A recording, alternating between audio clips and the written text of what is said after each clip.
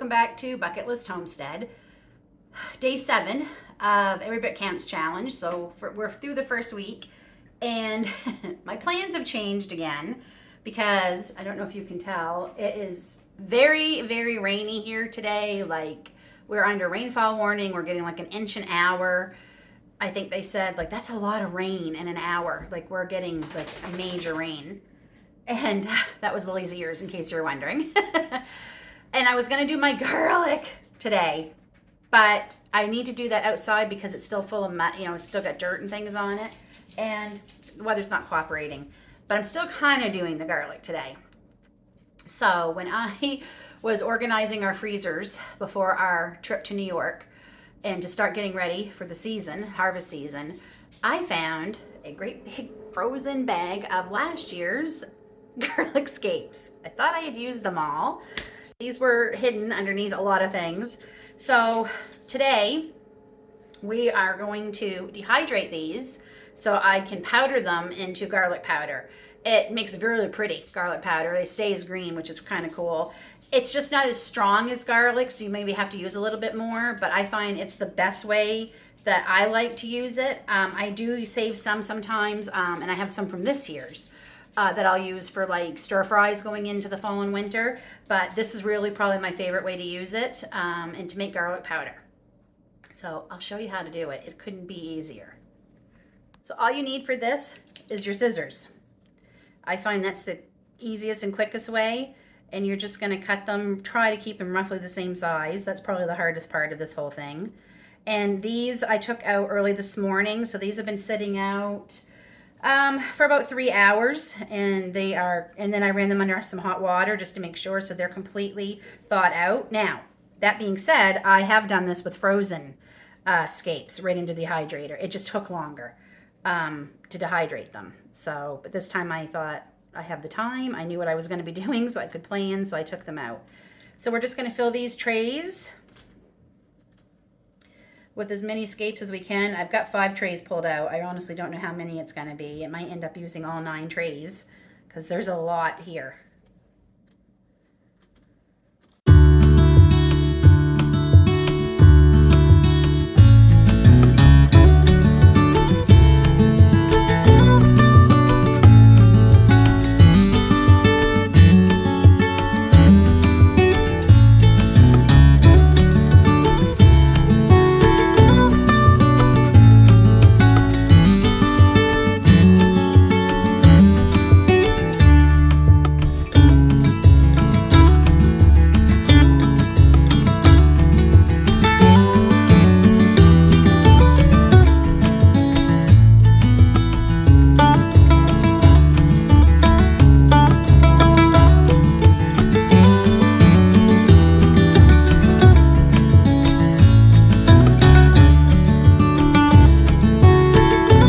I did fill 5 trays, as you saw, and as you can see, I am now outside.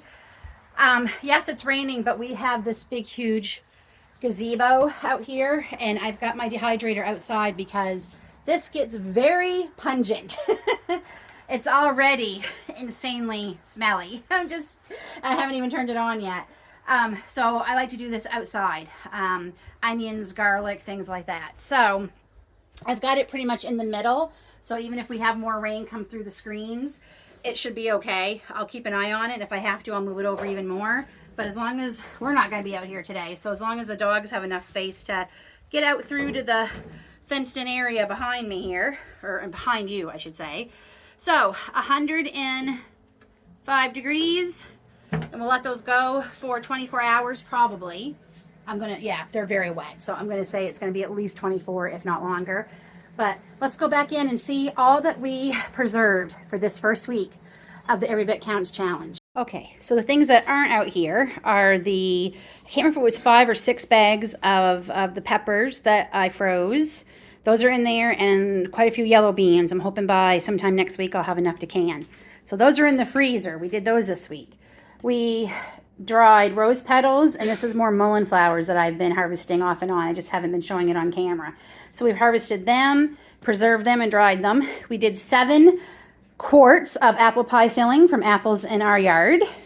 I got some rosemary started, filling up that jar. Mullein flowers that I did dehydrate on camera. Big thing of chocolate mint. My celery that we dehydrated. Spearmint, apple mint. 5 pints of green beans.